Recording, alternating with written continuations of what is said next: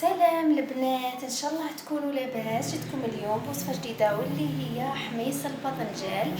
عندنا هنا الخضره تاعنا طوماطيش وباذنجان وفلفل وثوم، شليناهم مليح ونجيو نحمصوهم هنا فوق طاجين ولا فوق شبكه وفوق طابونه ديريكتومون، كل واحد كيفاه يحب يشوي الخضره تاعو. انا هنا حطيتها فوق طاجين على نار هاديه حتى يتشوط هذاك الفلفل والباذنجان والطوماطيش والثوم.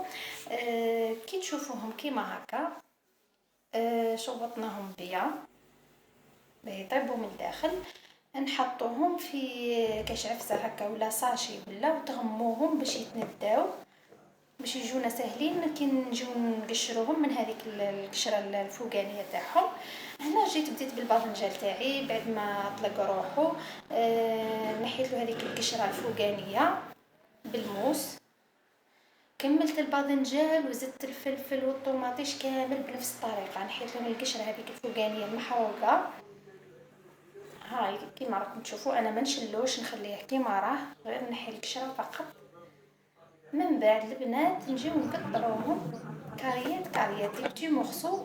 بديت انا بالباذنجان كيما راكم تشوفوا نقطعو مكعبات صغيره، ونكمل الفلفل والطوماطيش والثوم كيما راكم تشوفوا.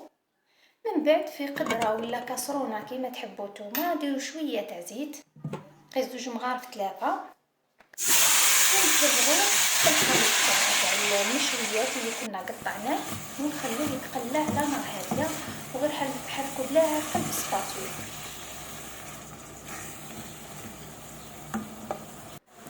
بالنسبه ليزيبيس انا ما كثرتش بزاف، درت شويه فلفل كحل وشويه فلفل احمر حار وملح، ونخلوه يتقلب بيا على نار هاديه حتى تطلع لنا هذيك الزيت الفوق كيما راكم تشوفوا. هنا بعد ما طاب نطفيو عليه، تشوفوا الزيت طلعت تما طاب لنا هذاك الحميص تاعنا. طفيو عليه وتقدموه مع دبشه وقارص وبالصحه والهنا.